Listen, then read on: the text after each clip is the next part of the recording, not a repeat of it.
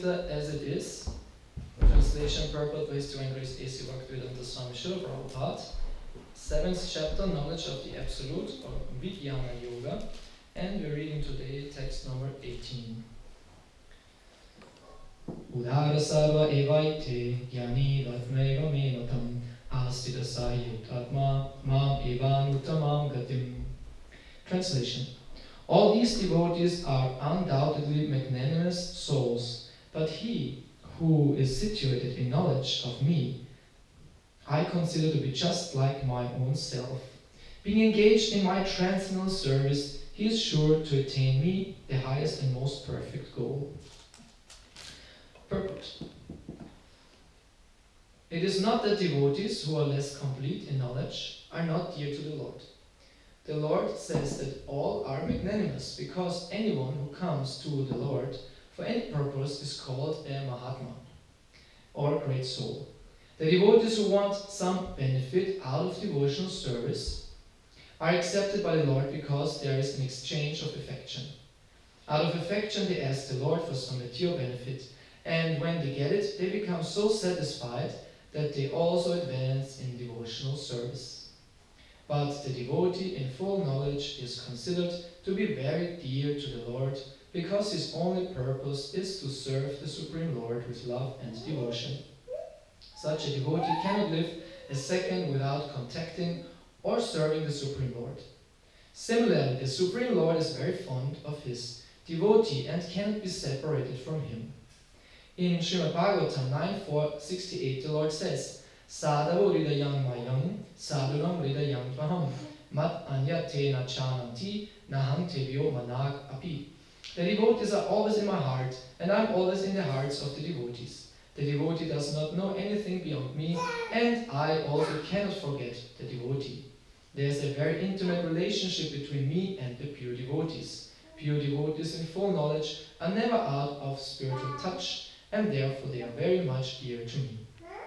Om Jnana Timirandasya Jnananjana Shalakaya Chakshu Militamina Tasmai Shri Gurave Namah Mukham Karoti Vachalam Pangum Langayati Girim Yat Kripatamam Vande Shri Gurunti Nataram Shri Chaitanya Manubhistam Stapitam Nina Bhutale Swayam Rupa Kadamyam Dadati Swavadantkam Jai Shri Krishna Chaitanya Prabhu Nityananda Shri Advaita Gadadhara Shri Vasari Gaura Bhakta Hare Krishna Krishna Krishna Hare Hare Hare Rama Rama Rama Hare Hare Udara sarva evaite jnani vatmeva me matam astita sayuk atma mam evanutamam gatim.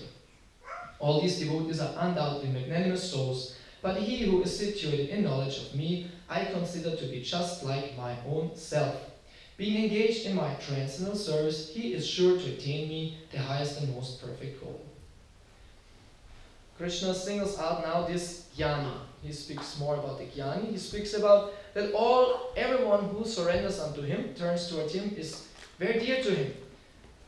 We left Krishna since a long time. We have left Krishna, and it said Krishna is missing all his parts and parcels, because the souls are personalities, and are unique, and so we cannot be replaced, meaning that everyone matters, because it's not just something what is missing, someone who is missing, and it's not just some people, as we consider some people. What do we care about other people? We feel no relationship with them.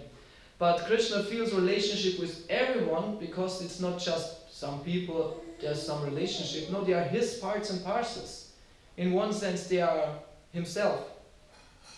Parts and parcels are also Krishna, to some extent. So they matter very much, and everyone is amazing. Even though Krishna is unlimited jivas, everyone matters, every single one. Actually amazing.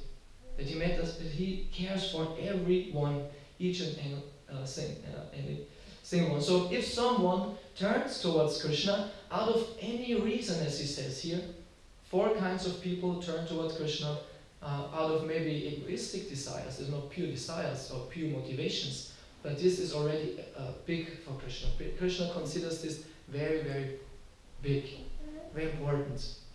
Finally, he turns towards me. Even he is asking, oh my dear Krishna, please give me some money. Krishna thinks, oh, that's wonderful. That's wonderful, that's great. Please, Krishna, help me, I have so many problems. Oh, that's great, yes. Huh? Or someone wonders, Krishna, who are you? Or what are you anyways? Oh, great, he's thinking about me, finally. Or someone wants, oh, Krishna, I want to come to you. I want to meet you, the jnani. So Krishna is valuing this very much, especially in the beginning. Later on, maybe not so much anymore. Then he wants to see more surrender. So it's with us also. If we join and we go in the temple, then every small thing we do, the devotees say, oh, wonderful, great. Everyone has the experience, or?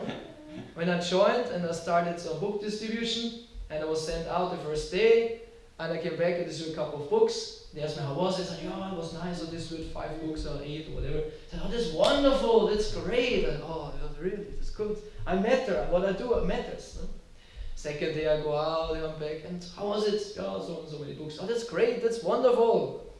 And maybe after the 5th, 6th time, they don't ask so much anymore, right?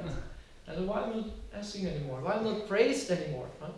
But then it's something different expected, and you are above this baby level devotion service, right? Yeah? Or or not, but we should. Or like in Kirtan, when we do Harinam, and some person, with a hamburger maybe, walks by the Harinam, looking at us and suddenly does like this. Every devotee, oh, Haribo, values this very much, right? Because this conditioned soul is doing something for Krishna. So this is valued very much by the devotees. If a devotee goes with hamburger and does like this, everyone says, Maya, of course, right? Nonsense, what are you doing? Yeah? But if some person who has no clue about Krishna and starts dancing or something, everyone dances with him and doesn't care who it is, what he does. So this first approach towards Krishna is valued very much by Krishna, as he says here. But then when we advance, of course Krishna expects more from us, like this child now. Yeah? Walking around, looking, doing, everyone likes it, it's great, it's wonderful. But imagine, I do this. I'm doing like this, I go to the harmonium, do the kirtan, right? If he does it, or he, right? He. He's always doing this, sorry, but he looks like he is. But just in case. So, if he does it, and then great, wonderful, cute, nice, okay. But if I do like this, go off, what's this? Huh? Right? So this is like this. So we should be now, with time, be a little bit more advanced. Krishna expects more from us. Devotees expect more from us, and Prabhupada expects more from us. And he expects actually that we become pure devotees. Was it in the morning that we heard a lecture of Prabhupada where he said that he expects, or he wants only one devotee, one pure devotee, right? Was it like this? He says, I would be happy if there is one pure devotee in this movement. He said, then it would be great. But I have so many, he said. But even if it would be only one, it would be successful. I said, there are so many. So Prabhupada expects this from us, that we go back, home back to Godhead. As he always said, he ended almost every lecture Prabhupada ended. Make your life successful, go back home, back to Godhead. Thank you very much. Right? So often, or isn't it? When you listen to Prabhupada's lectures, so often he ends like this. Make your life successful and go back home, back to Godhead. This is success. And so he also, Krishna speaks about this, that he is sure to attain me, the highest and most perfect goal.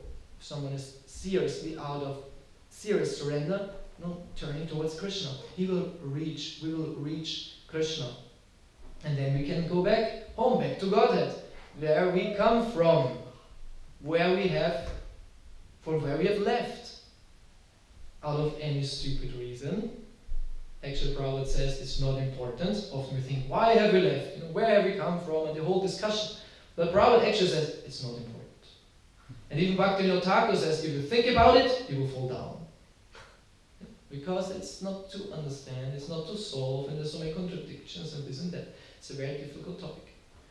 So actually it's not important. As Prabhupada says, if you fall from the ship in the water and you're about to drown, you will not think, how have I fallen? Someone gave me a push or a slip, or how was it, you know? And someone comes, come out, yes, later, I have to know, how was I falling in here, right?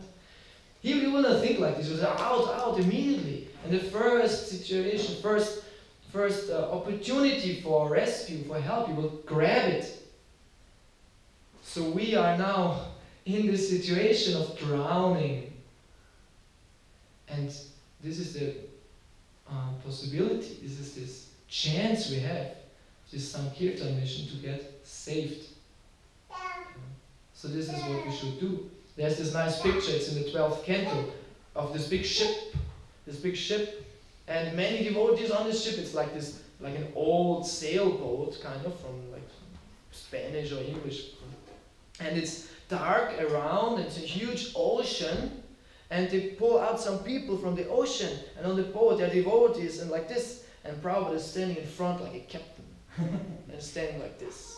Meaning this boat is ISKCON, the International Society for Krishna Consciousness, the Hare Krishna movement, sailing through the dark and deep and fierce ocean of Kali Yuga, grabbing all these conditioned souls who are about to drown. Drowning means to go down to animal forms of life, and pull them out and be in security in this boat of the Hare Krishna movement, which is sailing towards Krishna, crossing the ocean of material existence, as it said.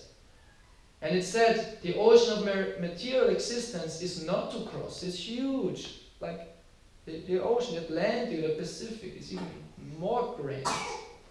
And how can you cross this ocean if you grab the tail of a dog and he should pull you across the ocean? It will not work out. But if you surrender to Krishna, it said, this huge ocean will transform into a little water of the hoofprint of a calf. And how difficult is this to cross? With one little step you will cross it. As Krishna says, a couple of verses before, it says in 7:14, Daivihi Shakranamai, Mama Duratyaya, Mam Evaye Pravadyante, Mayamitam Tarantite. This, my spiritual, my divine energy is very difficult to overcome, to control, to overcome. But someone who surrenders unto me, for him it's very easy to cross beyond it. With Krishna's help and grace, it's very easy to cross beyond not just the Kali Yuga, but the whole material existence, which is very difficult to overcome. Maya is so strong, holding us in her grip like this, that we don't even know who we are, that we think we are a machine out of flesh and bones and blood and mucus and stool and urine. A bag of stool and urine. Right. And we are even proud of it, exactly. Because I'm an Austrian bag of stool and urine. Right? This is very nice. And then the German comes as Austrian? German, right? And then the English comes, German? English. And then the American comes, what do you want? What do you want, huh? We control the world, we are the Americans. Like this. So nationality, all these false designations, and bhakti is so powerful. It frees us from all upadhis. Upadhi means false designations, that we think I'm a man, I'm a woman, I'm old, I'm young, I'm beautiful, I'm ugly, I'm intelligent, I'm stupid, I'm this nationality, I'm a Hindu, I'm a Muslim, I'm a Christian, I'm a worker, I'm a lawyer. All false designations. Very intricate, complex system of false designations we have. Very many layers of false designations. But bhakti is so powerful, it frees us of this and reveals our pure spiritual identity. That we are in reality pure spiritual souls. And as such, we are eternal, full of consciousness and full of bliss. Satchidananda, Vigraha, and we have a form. We have even a form. Imagine we have a form, a spiritual form. We can walk, we can talk, we can fly, we can jump, whatever. We can think, we can dance in a spiritual body, which is actually suitable to practice Bhakti Yoga. As we can see, when we have a big kirtan going on, we dance for hours, afterwards you're finished. Your legs hurt, you have bloody feet, you're exhausted. So you can see the body is not made for spiritual ecstasy. And then you take a feast, How much can you eat? Right? Not much. Yeah. How much can we surrender? And we can book distribution. How many hours you can go out? It's difficult. But the spiritual body, it's made for ecstasy. It's made for it. So we have a spiritual form, a spiritual body. Must be amazing to know who we are. This should be one of our driving forces. Who am I? And what's my relationship with Krishna? And out of this eagerness for knowledge, for realization, for Krishna consciousness, we should chant our rounds and do our sadhana. This is the purpose of sadhana, to come close to Krishna.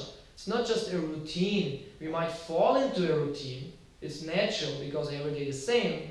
But we have to be aware to always stay conscious. What am I doing? What is the actual motivation behind it? And it's that this is actually the purpose of bhakti. Yeah. To have a favorable attitude towards Krishna. To serve because I want to please Krishna. Also because I want to become Krishna conscious. Then it's completely different when you chant your rounds. Oh, Hare Krishna, Hare Krishna. You cry out for Krishna. Oh Krishna, oh energy of Krishna, please engage me in your service. This should be the mood. Or as a small baby crying for the mother. Oh my dear mother. And isn't it like this? So many babies now around, right? And their mothers and people take care of the children. And if the child is lying somewhere and does like, meh, nobody cares. Oh, it's okay. Yeah? If the child lies there and does, meh, mother looks, still okay, right? Don't have to do much. But if it does like, like this nice noise, only mother likes. Do something. Immediately mother comes, oh, what's going on, what's going on, take him, all this, huh? So we should be like this. Krishna, Krishna. If you're like, Hare Krishna, Hare Krishna, Krishna, Krishna, checking my emails, and doing this and that, Krishna up. Yeah, it's not necessary. It's okay, it doesn't need me, right? Now you go like, Krishna, Krishna, Krishna, please, Krishna, Krishna, Krishna. Oh, he needs me. He needs something. Huh? Like Draupadi, this example.